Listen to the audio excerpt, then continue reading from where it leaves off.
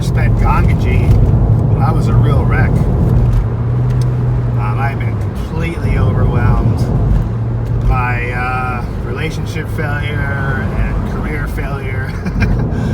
And so I had taken a break. It was a mistake. I took a spiritual, or I would say a secular break from my spiritual life, because basically I got just really tired of being broke.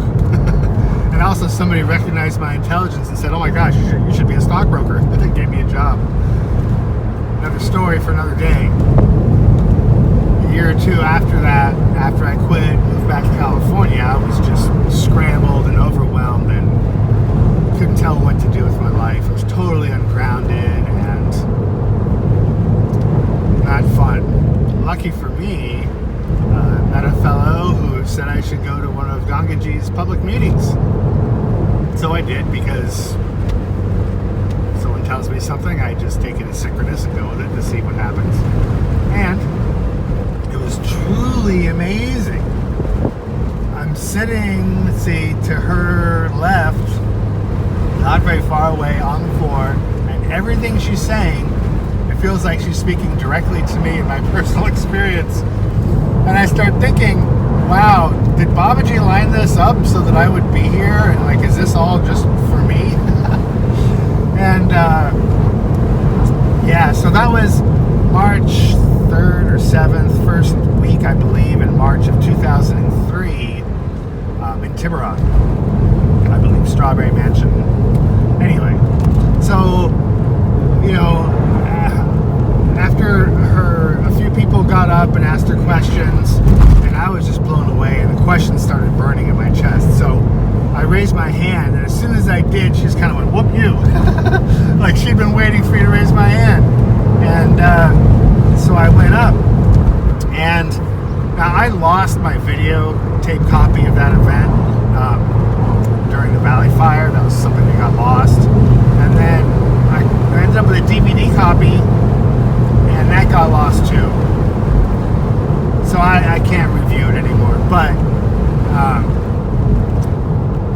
I'm up there speaking to her, and I'm really blown away. First of all, it turned on all of my shyness.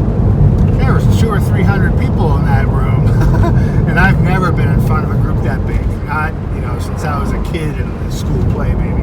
So I was kind of nervous being up there. It was a lot of energy to have all those eyes on me, and she was able to calm me down. And basically, all she had to do was ask me to stop resisting the fear I was feeling, and to just see what was on the other side of it, just fall into it and see what was there. And so, I did, because I think she was holding my hand, and all of a sudden I was calm. I was like, oh, there wasn't anything to be afraid of. The fear being generated I was afraid of was actually generated by me being afraid of this unknown thing of being looked at by so many apparent strangers, at once, while being up on stage. Anyway, so I get, I calm down, I'm good with that, and I'm looking in her eyes, and I don't remember what we were talking about, but I do remember after about 10 minutes, I started feeling like she was keeping me up there a little too long. Like I wanted other people to have a chance to interact with her. And I really started getting embarrassed, like a little, like I wasn't comfortable anymore. Like, I've been up here a little too long. No one else had 20 minutes up here with you. And I didn't say it out loud, certainly feeling it. But whatever happened, I went and sat down, and I signed the release form, and I ordered my video. And I wish I could still get a copy. Anyway, I go home, whatever, a few weeks pass, and then the video shows up in the mail. And I watch it. And so I'm watching myself up there with Gangaji, and oh my gosh, my perception had been totally wrong. I was only up there for 4 or 5 minutes. Somehow being in that energetic bubble around her body and her aura or whatever, my experience of time changed. There's a shift, and suddenly 5 minutes felt like 20, and I really felt like I was up there way too long.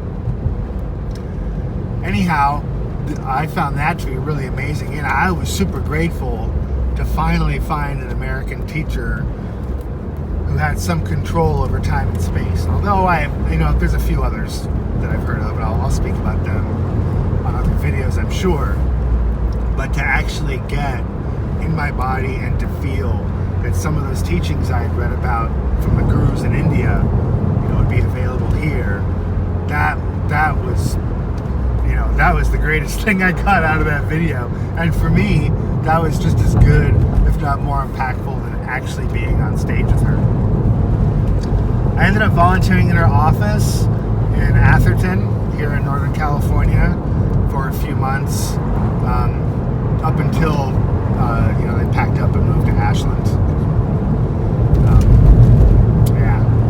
I consider Gangaji a teacher, and I consider her a great teacher, and she's not my guru, so I wasn't going to follow her up there. And I'm always looking forward to seeing her again. There's been some negative stories about her, and I've heard negative stories about a few of my teachers, actually, pretty much all of them. And I think I've said this in another video. I'll point out to you, one, you shouldn't be judging other people, whether they're teachers or not. But two, when you're on a spiritual path, you need to be looking for the teachings, not the teachers. The teachers are going to show up. What you get to attach to is really the teaching. And wrap yourself up in the teaching and find out what works. Because wrapping yourself up in a teacher can really only lead to disappointment, and which is exactly why I'm calling myself a temporary teacher.